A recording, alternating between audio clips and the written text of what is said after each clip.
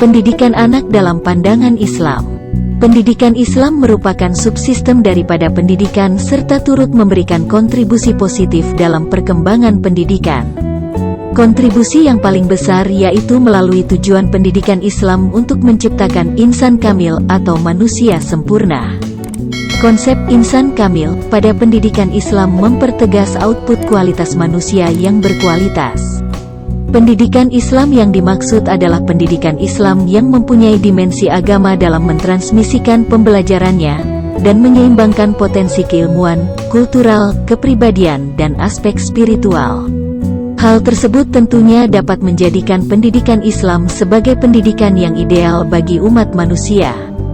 Pendidikan Islam yang ideal yaitu pendidikan Islam yang mampu memproduksi manusia yang memiliki ketakwaan kepada Allah, berlogika dengan baik dan terarah, memiliki jiwa sosial yang tinggi dan bertanggung jawab atas segala yang dilakukannya.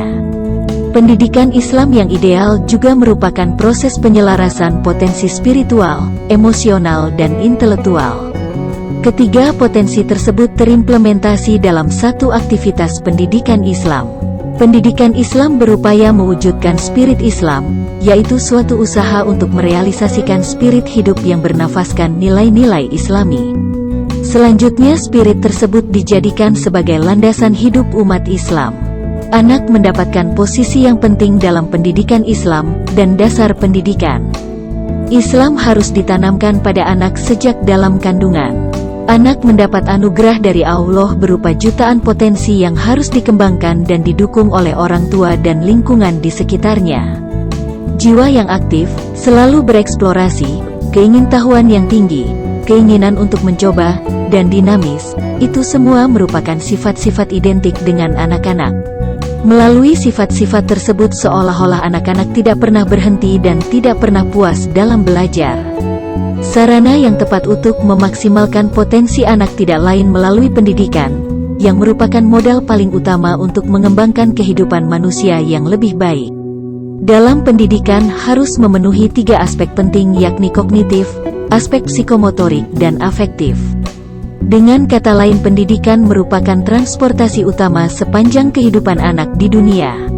Melalui pendidikan manusia dapat berkembang dengan cepat sesuai dengan perkembangan zaman dan tuntutan kehidupan sosial masyarakat. Berkaca dari urgensi pendidikan Islam, maka pola asuh dan pola didik harus benar-benar diperhatikan karena kedua pokok tersebut merupakan starting point menuju pendidikan Islam yang berkualitas. Menciptakan anak yang unggul dalam kerangka pendidikan Islam memang tidak mudah dan membutuhkan proses yang panjang yang disertai dengan ketulusan, kesabaran dan keikhlasan seperti yang telah dicontohkan oleh Nabi Muhammad SAW dalam memberikan kasih dan sayang kepada cucu-cucunya, yaitu Hasan dan Husain. Bukan hanya pada cucunya, Rasul juga memberikan perhatian dan menyerukan pada umatnya mengasihi, menyayangi anak-anak yatim. Memberikan pendidikan Islam pada anak sama halnya menguatkan pondasi nilai-nilai Islam yang berguna untuk masa depan anak di usia dewasanya nanti. Tanpa dasar internalisasi keislaman yang kokoh, maka dapat menjadi peluang yang menghambat keberhasilan anak dalam mempraktikkan nilai-nilai Islam dalam kehidupannya.